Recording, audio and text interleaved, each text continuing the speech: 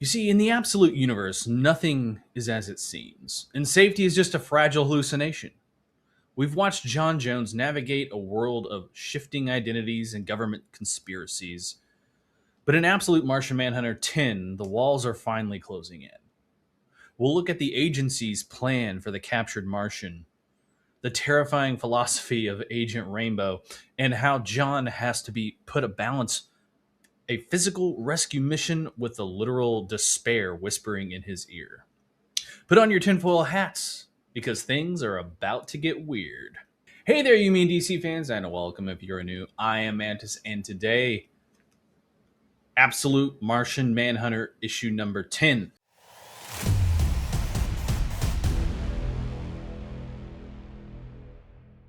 We last left John at the Starlight Hotel sitting in despair, waiting for the government to strike him as they had learned where he was staying from torturing Green.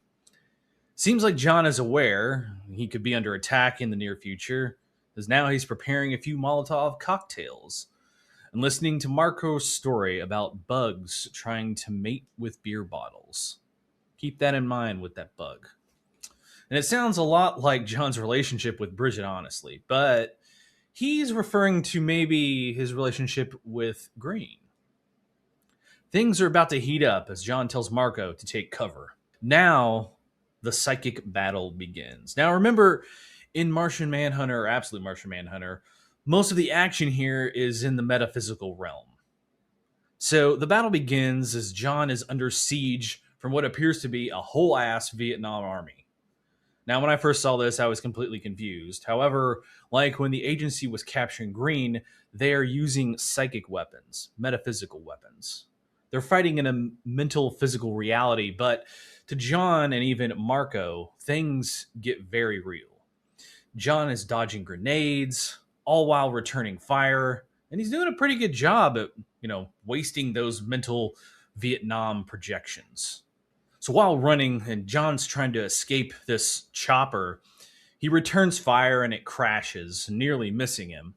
And John finds out his long-haired adversary named Rainbow, Uncle Sam, has sent him. Agent Rainbow is using his memories of and his abilities to unleash the whole Nam campaign on John. Marco, unfortunately, isn't immune to the attack and gets taken out in the fray. So the agents still have Green and are holding him in check with the entire U.S. prison system.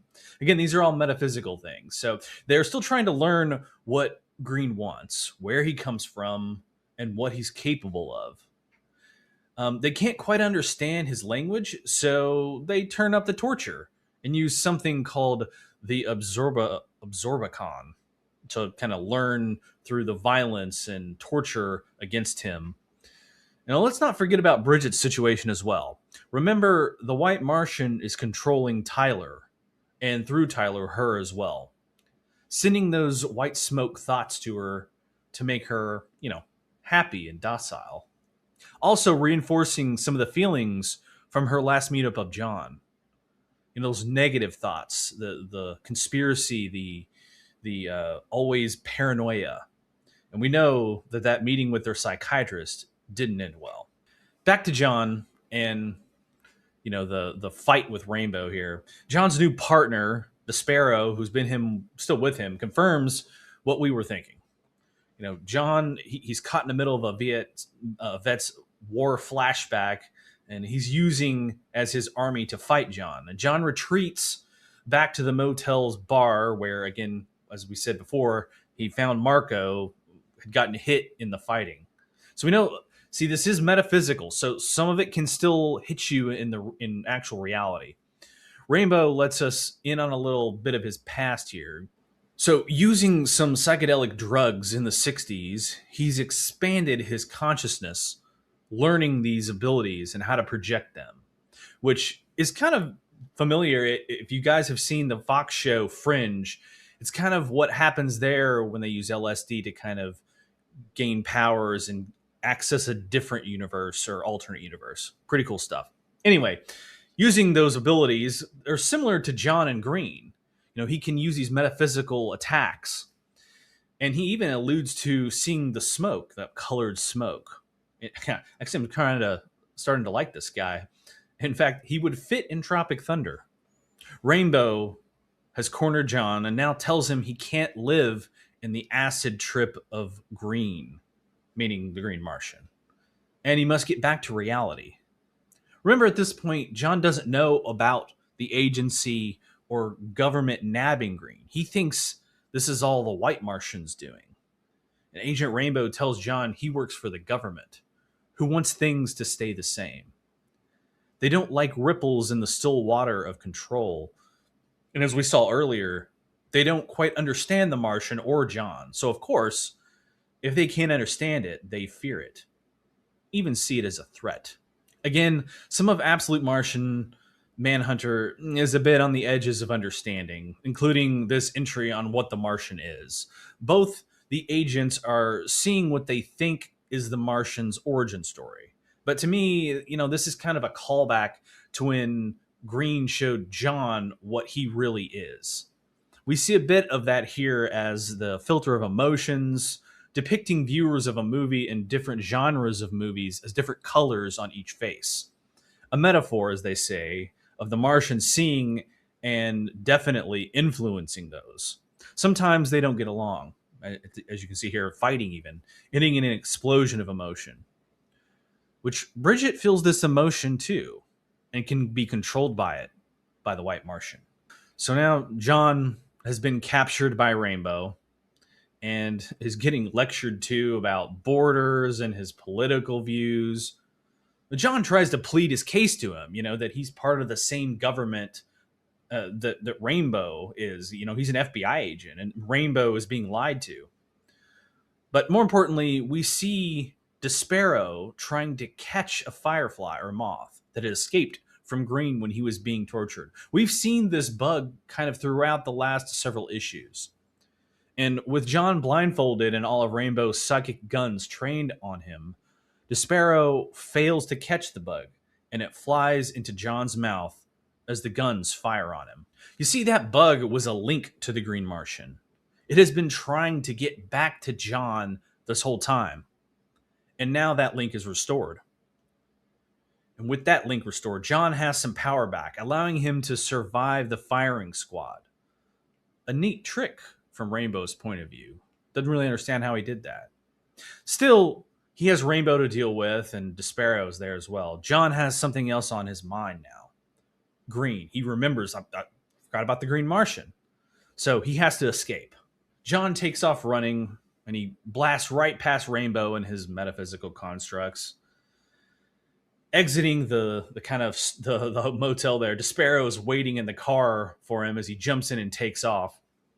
Along the ride, Despero continues to try and sway John for being a good little soldier and not thinking for himself, along with reminding him of everything he's lost, including Tyler and Bridgett. However, with the link to Green restored, he knows a shortcut to get to him. But this isn't a calm Sunday drive. This is Absolute Martian Manhunter we're talking about. And John is navigating the edge of reality, breaking the mind-body barrier to leave the physical reality behind and heading for a black hole. Arriving and busting through the black hole, John lands to the surprise of the other two agents. But they know John is working with Green at this point. Especially Lo. She's seen him before. So they welcome him to Nilo Bay, which is Latin for nothing bay. This black hole, it's a place where color and emotion are stripped away, designed to neutralize the Martian's empathetic and visual powers. And the agents tell him he's earned a lifetime stay. That's when John looks up and he sees Green in suspension and knows that he has to get to him. So the two agents open fire, but John evades and hits them with a few punches and an elbow. But Agent Lo gets John in a headlock, tell him he's never going to leave. But John is really close to Green now. Close enough to touch Green, actually. And as he does, he is rejoined with the Green Martian. The blackness of the Nile Bay turns to bright light, and John is finally reunited with his partner.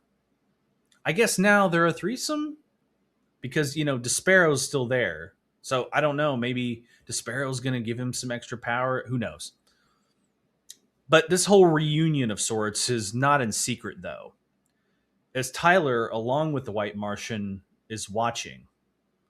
He's watching it all unfold. He knows John is back to power now. And unfortunately, the White Martian has a plan to deal with John. It involves Bridgett and his control over her. And since Bridgett will do anything to make Tyler happy, the White Martian is planting that seed of murdering John. All right, guys, thanks for watching the whole video. Let me know what you guys think in the comments below. This reunion of John and Green, and now there's this threesome of Despero, John, and the Green Martian. You think that's going to give John some extra powers, or is it like two, black and white fighting in his, in his subconscious essentially? Now they've got the agency on him too, and technically he's still in that kind of Nile Bay, although maybe with reuniting with the Green Martian, that'll kind of dissipate and they can escape. The bigger problem here is the White Martian's control on Bridgett. Because again, John doesn't necessarily know Bridgett is under his control. And I can see that, Bridgett and his family is a very a weakness for John. And that's what the White Martian's going to use to attack him and try to murder him. So let me know what you think is going to happen in the comments below. Again, don't forget to like and subscribe. Hit the bell notification so you know when the next issue of Absolute series comes out. On a video, you'll get notified for that. Also, don't forget to check out Cal's Lobo issue that's released. I thought it was great. This next level thing they're doing is pretty cool. So check that out as well. And as always, later.